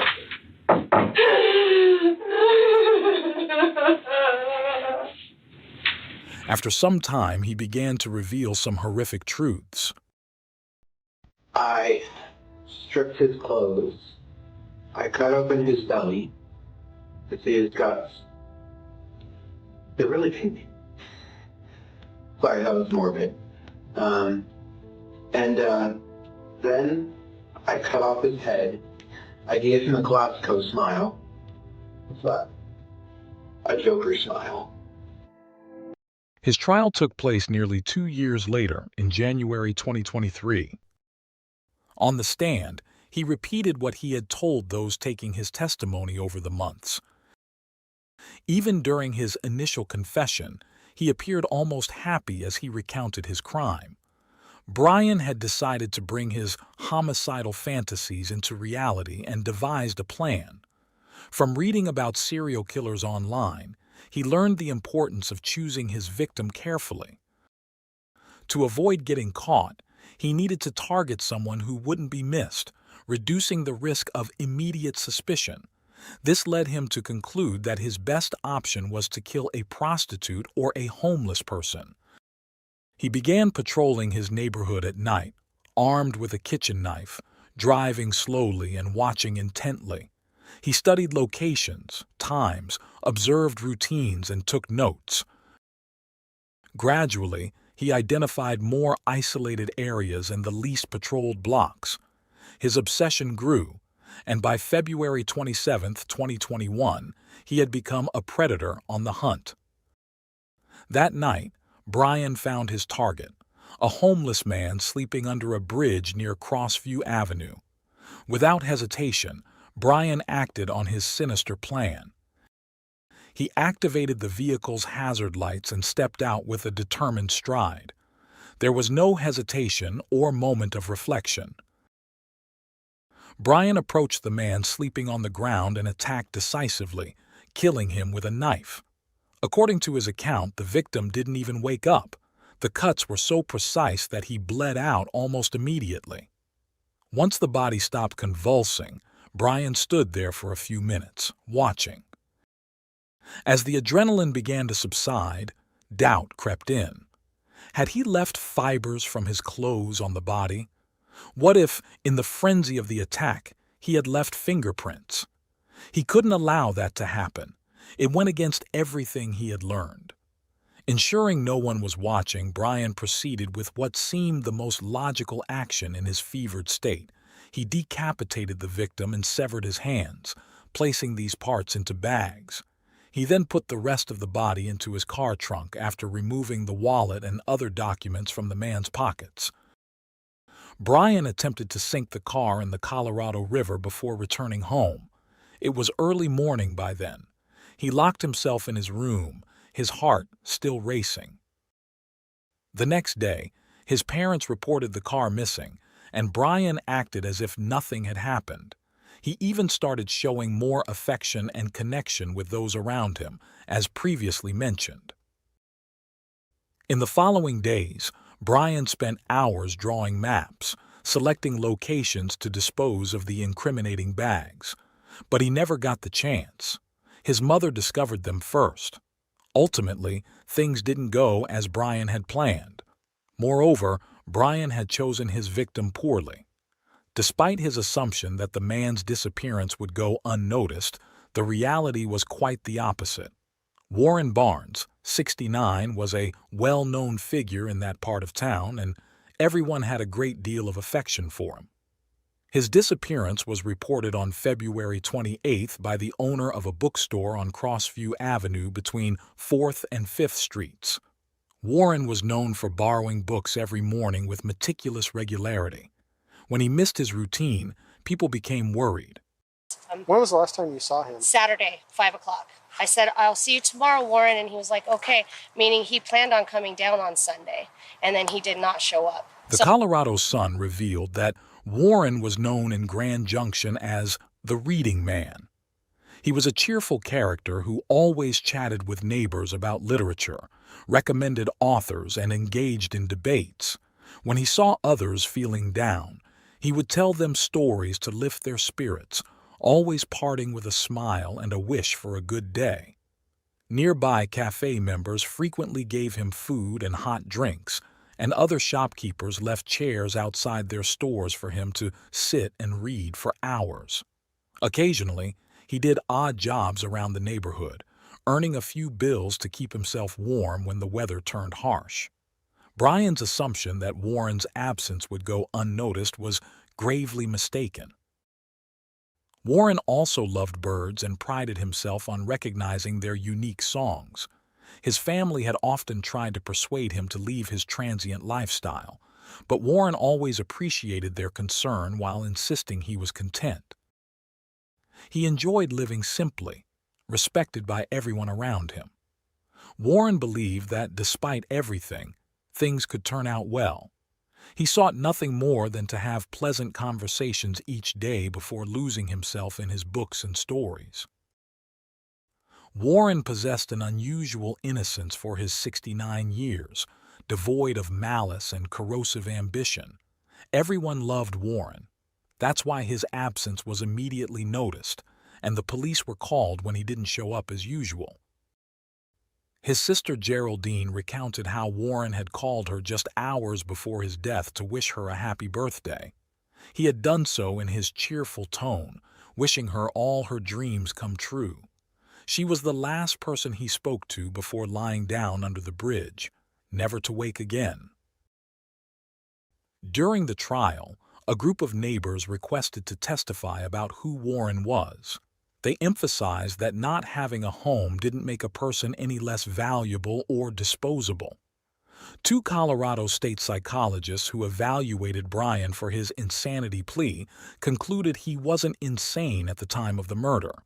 Another psychologist, assessing Brian separately for the defense, argued he had experienced a psychotic episode triggered by the attack on Warren, which subsided shortly afterward. Brian's mother took the stand, expressing her condolences to Warren's family through tears. She asked that Brian's sentence include mental health treatment, insisting her son was more than the sum of his mental defects and actions. She hoped Brian still had a chance to contribute positively to society. "Brian doesn't think or feel like the rest of us," she said, before leaving the courtroom, her voice trembling. A palpable tension filled the room as everyone's eyes turned to the judge. It was time for the verdict. The judge in charge, with 37 years in the judicial system, including 16 as a judge, remarked that this was one of the most horrific cases he had ever encountered. Since Brian had confessed to the crime in detail, his lawyers based their defense on his mental health. They argued that Brian's declaration of wanting to become a famous killer was a sign of his insanity. They also cited his major depressive disorder combined with environmental stressors as factors leading to temporary insanity. However, the prosecution argued the opposite. They claimed Brian had meticulously planned the murder for months and that the dismemberment of the body to hide evidence demonstrated cold, calculated, and meticulous behavior. On February 6, 2023, 20 days after the trial began, the judge delivered a clear decision: life imprisonment without the possibility of parole. Today, Brian is incarcerated at the Buena Vista Correctional Complex in Colorado. Mesa County Assistant District Attorney Trish Marr conveyed her sorrow over the brutal murder of Warren Barnes. She remarked, "Warren Barnes was taken from us in an incredibly violent manner. His friends, family, and the community deeply feel his absence. This case underscores the checks and balances of our criminal justice system. Justice was served when the jury delivered guilty verdicts, holding the defendant accountable for his atrocious crimes." Meanwhile, in November 2021, a monument was erected in Warren's memory near the main street of Grand Junction. Created by artist Tim Navin, the installation features a chair under the shade of a tree with a stack of books on the seat. Poetically, it serves as a fitting sanctuary.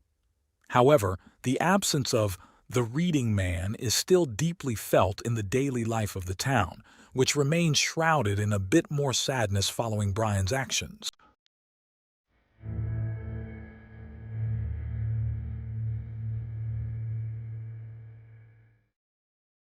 Thanks for tuning in to Unreal True Crime.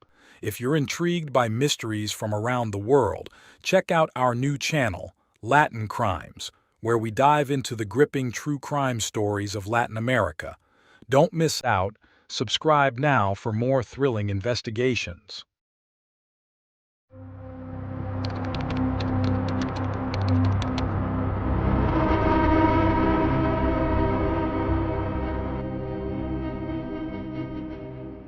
"17-year-old Rudy Farias was reported missing by his mother in 2015, adding to a series of family tragedies.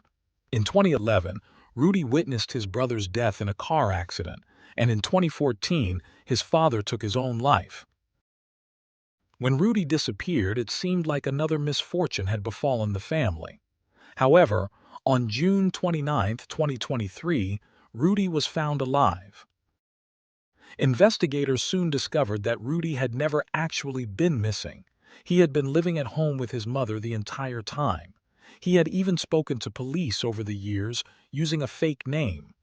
This case has raised many questions. Why did his mother report him missing? What was Rudy doing during those 8 years? Why did he use a false identity? And why did it take so long for the truth to come out?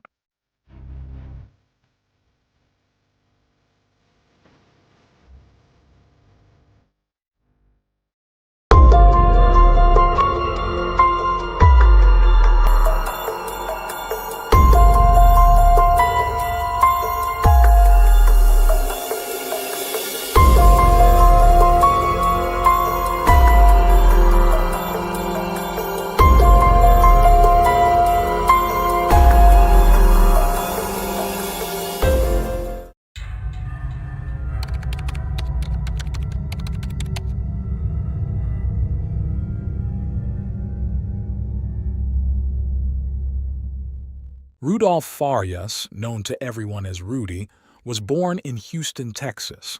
He lived with his mother, Janie Santana, and his older brother Charles, who was from Janie's previous relationship. Janie had been married to another man for 10 years. Rudy's father, also named Rudolph Farias, was a veteran officer from the Houston police who remained distant, having another family with 5 more children. For Rudy, his older brother was a crucial figure in his upbringing. Rudy once shared on Facebook how important Charles was to him. He recounted how, during his time at school, he was often teased for being small and skinny. But whenever things got tough, Charles would step in to defend and protect him. Charles was more than just a brother. He was Rudy's best friend and father figure. However, Rudy sometimes felt a tinge of jealousy because Charles had a good relationship with his father, who often visited and took Charles out, bringing back cool toys or Happy Meal surprises from McDonald's. According to Rudy, Charles noticed his sadness and one day talked to him, acknowledging Rudy's hurt over not seeing his father.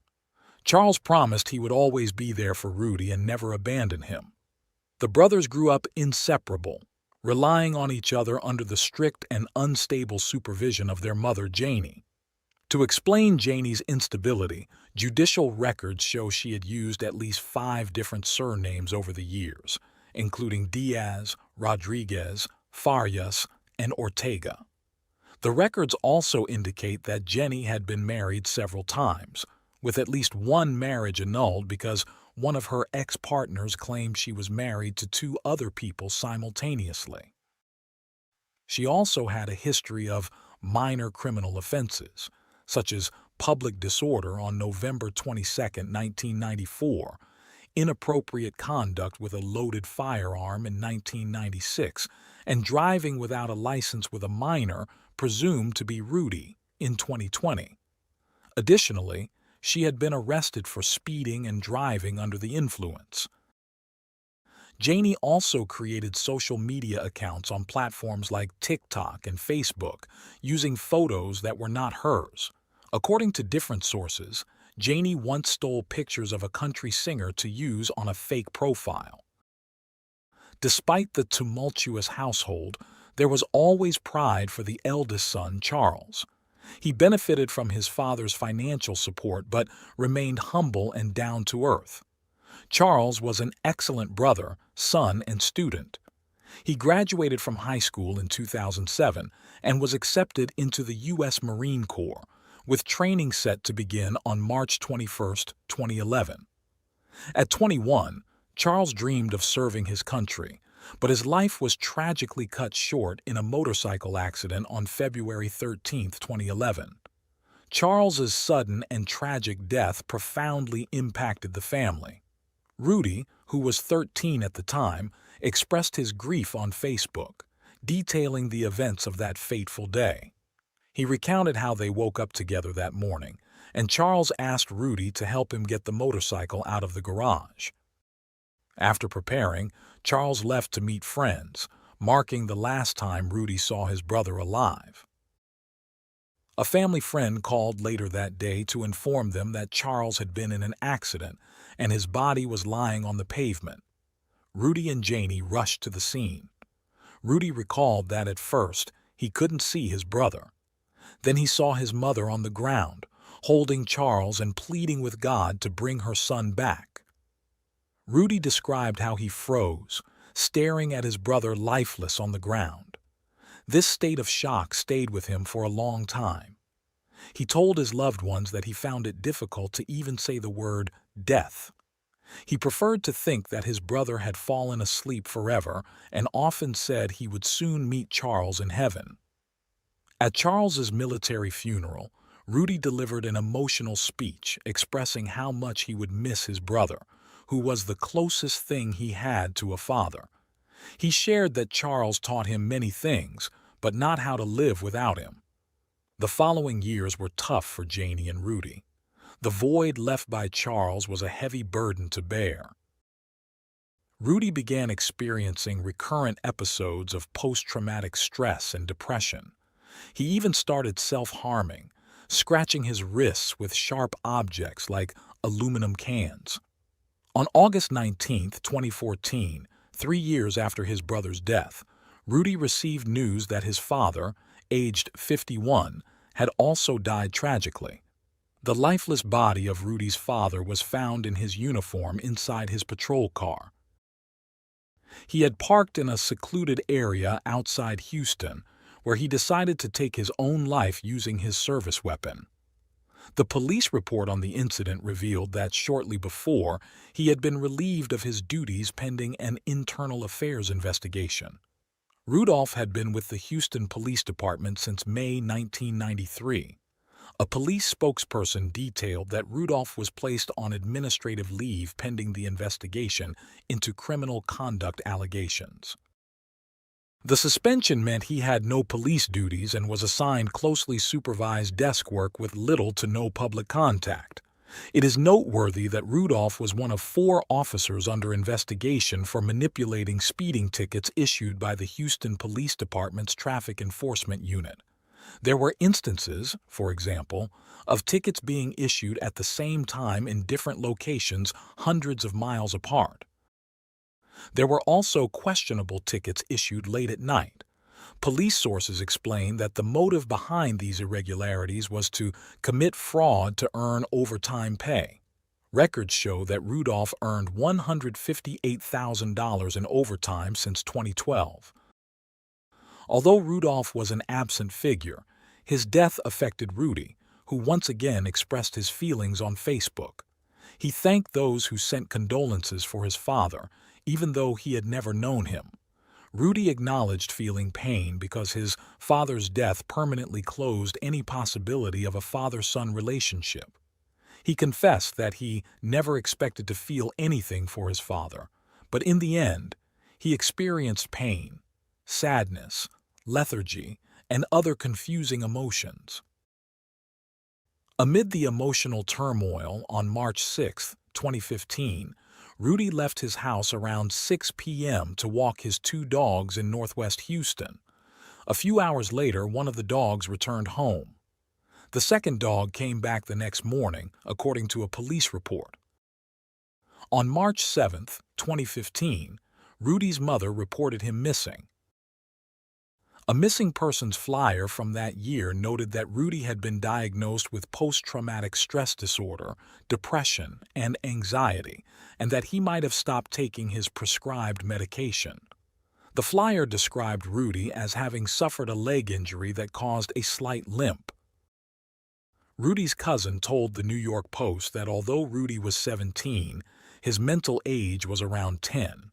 Some of Rudy's family speculated that he might have been kidnapped and sold into a human trafficking ring.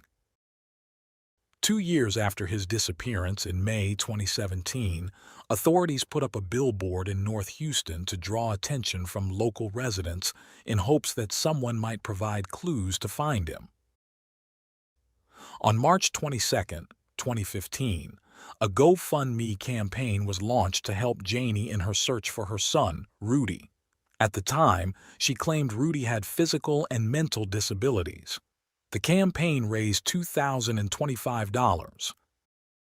In 2017, Janie told a news channel that detectives had informed her Rudy might have been kidnapped and sold to human traffickers. However, the case grew more perplexing as sightings of Rudy were reported between 2018 and 2022. In 2018, another of Rudy's cousins called Houston Police, saying she had seen Rudy at Janie's house. However, when officers arrived, they found no sign of him. She also mentioned that her grandmother often said she talked to Rudy, but as she was elderly, her claims were not taken seriously. The grandmother insisted that Rudy walked around the house. During a 2020 dispute over the grandmother's guardianship, Janie's sisters accused her of forcing their mother to live in a poorly maintained house. They wanted to move the elderly woman to another home because the current one was so run down that she slept on the couch as there was no bed.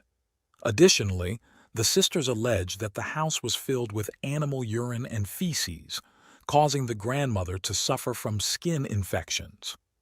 Despite Janie's denials, the grandmother continued to tell the family she saw and spoke to Rudy. Around the same time, neighbors began reporting seeing a young man resembling Rudy entering and leaving Janie's house. A detective from the Houston Police Department's Missing Persons Unit said that when Janie was questioned about the young man visiting her house, she claimed he was her nephew, not her son.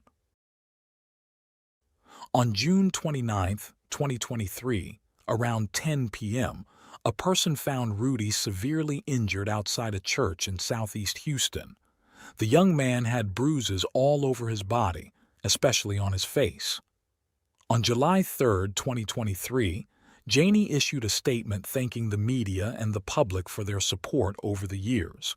She announced that her son Rudy had been found after being missing for 8 years. Janie mentioned that she had no additional information at that moment but confirmed that Rudy was found unconscious and that the police and 911 were immediately notified. She assured everyone that Rudy was receiving the necessary care to overcome his trauma, but noted that he could not communicate verbally and requested privacy during this difficult time. Adding to the dramatic turn of events, Janie mentioned that Rudy was found clutching the chain his brother Charles used to wear around his neck. She later shared a photo of Rudy in a hospital bed. Rudy's aunts, however, disputed the authenticity of the photo, stating it was taken in 2012. On July 5, 2023, Rudy and his mother met with detectives from the Houston Police Department's Missing Persons Unit at a hotel. They were joined by Quanell X, a prominent activist and advisor for the local Black Panther movement.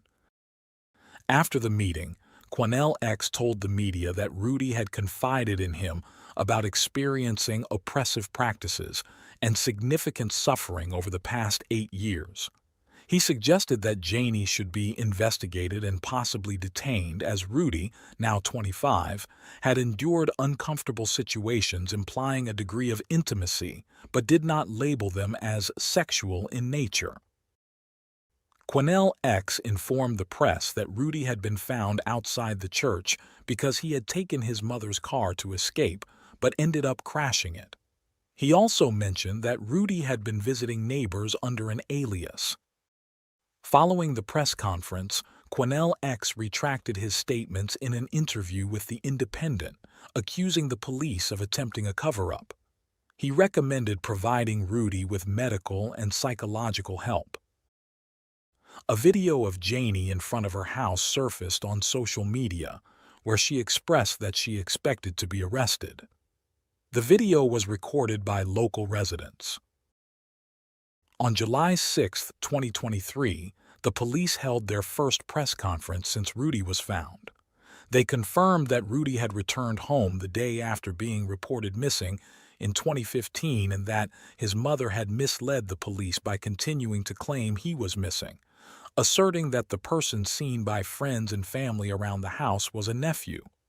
The police explained that the district attorney had declined to press charges at that time since being missing is not a crime. That same day, Rudy's aunt reported that she had met with her nephew. She stated that Rudy was traumatized, did not want to be near his mother, and was staying with family friends. She called her sister Janie a pathological liar who had mistreated their mother, who had since passed away. She recalled how their late mother always insisted that Rudy was living in the house, only to be dismissed as lying by Janie. Learning that Rudy had been alive and controlled by his mother for 8 years, his cousin told a reporter that she felt more concern than relief. She found it disturbing that Janie had lied and hidden her adult son for 8 years for reasons that remained unclear. As more details of the case emerged, reporters found Janie's address and started arriving in her neighborhood. Janie became nervous and began offering money to residents, asking them to stay silent and not reveal that they had seen a young man entering and leaving the house when detectives and journalists arrived. Disturbed neighbors pointed out that the young man they now identify as Rudy had always been known to them as Dolph, Janie's nephew. Amid the media frenzy and the community's astonishment at the bizarre case, Janie's whereabouts remain unknown as she appears to have left her family home. A news media confirmed that activists and neighbors gathered on July 7th in front of Rudy's house in East Houston, demanding a thorough investigation by the district attorney and criminal charges against Rudy's mother. On July 13th, Rudy made his first public statements after spending 8 years hidden away due to his mother's actions, attracting worldwide attention. He explained how he stayed out of sight for so long out of obedience. Rudy agreed to the on-camera interview, but asked to have his face concealed because he felt overwhelmed by the attention his case had generated. He accused his mother, Janie, of brainwashing him, clarifying that he was never physically locked up or tied down. He could come and go as he pleased, but chose not to because she convinced him the world was a hostile place, and they could only survive by staying together at home. The police added that although Rudy was listed as a missing person, he and his mother interacted with officers using false names and birthdays to hide their identities. During the interview, Rudy described feeling trapped in his own home for years, likening it to living in a prison. He recounted how Janie would lock him in a room whenever family members visited. He could hear them chatting and laughing but could not join in. Rudy shared that he eventually began to yearn for freedom, to have a job, live a life, love someone, and be loved. He fought to understand his emotions. Janie manipulated him into believing he had to stay silent for his own good, bombarding him with negative thoughts that made him complicit in the charade. It was a form of mental imprisonment, Rudy explained, as he could work with his mother as a security guard and roam the neighborhood, but always under her watchful eye. Following his reappearance and contact with people who clarified the situation, Rudy said his relationship with his mother felt like Stockholm Syndrome. This psychological coping mechanism involves victims developing positive feelings towards their captor to survive. Rudy expressed that his mother had psychologically imprisoned him and wielded significant power over him as his sole parental figure since childhood, alongside his late brother. Despite answering all the reporters' questions about his false disappearance, some of Rudy's explanations still leave gaps. For instance, when asked if he ever questioned Janie about why they kept pretending he was missing, he said he did not remember. Regarding the allegations by activist Quinnell X about inappropriate advances by his mother, Rudy stated that the media had twisted his words. He mentioned occasionally sleeping with his mother but did not recall why, asserting it was not intimate, though he felt uncomfortable with it. Reporters also asked if his mother had ever drugged him. Rudy recalled an incident when he was about 12 years old and she gave him a bottle of Tylenol PM or sleeping pills. According to Rudy, his mother forced him to go to the hospital, making him pretend he was sick from an overdose. He couldn't remember why she did this, but suggested it might have been because she had something to do at school. He added that around the time of his supposed disappearance, he didn't know how to handle his emotions, especially since it happened right after his brother, Charles, passed away. When asked if his mother wanted him to take on a husband-like role at home, he said yes, but only in terms of shared responsibilities, like cooking and cleaning, with nothing romantic or intimate involved. Rudy told the reporters that he finally decided to leave home because he wanted to end the life he was living, where his mother kept him hidden, manipulated him, and made him believe the outside world was dangerous. When asked what message he would send to his mother if she saw the interview, Rudy replied that he wanted her to leave him alone and let him live his life and be happy. Throughout the interview, Rudy's tone was marked by anxiety and distress. In response to Rudy's shocking and unexpected revelations, his Aunt Pauline spoke to the media, expressing her deep concern for her nephew and noting that Rudy was still scared. Janie's whereabouts remain unknown, but it's possible she will face legal action from GoFundMe for benefiting from the false disappearance story. The fundraising platform stated that she had been permanently banned from GoFundMe and future beneficiary opportunities after the scam came to light.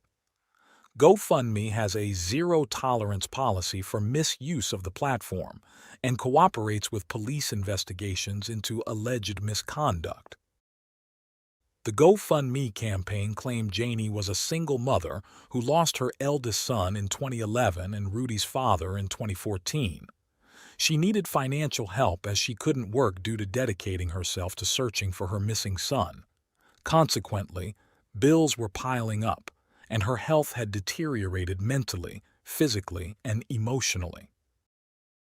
Brenda Paradise, a private investigator who worked on the case, believes resources were misused in the search for Rudy. Brenda is part of the non-profit organization We Help the Missing. She mentioned that volunteers searched wooded areas and made exhaustive efforts to find Rudy. She shared some of her audio notes from 2015, where Janie accused a gang of Mexicans of kidnapping her son, but this alleged group never contacted her. Brenda has not ruled out filing a lawsuit for the expenses incurred by the association during Rudy's 8-year disappearance. Rudy's case highlights the vulnerability of minors under negligent or abusive parents. In 2018, approximately 9.2 out of every 1,000 children in the United States were subjected to some form of maltreatment, according to the Children's Bureau. Neglect is the most common form of maltreatment, present in 60% of cases, as reported by the same bureau. Neglect occurs when a parent or guardian fails to meet a child's basic needs, whether medical, educational, physical, or emotional. The combination of oppression and deprivation of liberty seen in Rudy's case is common in situations involving Stockholm Syndrome within controlling relationships. One way these feelings and thoughts develop is through cognitive dissonance, which explains how and why people change their ideas and opinions to endure situations that don't seem healthy, positive, or normal.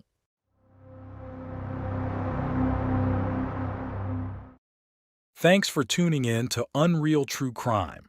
If you're intrigued by mysteries from around the world, check out our new channel, Latin Crimes, where we dive into the gripping true crime stories of Latin America.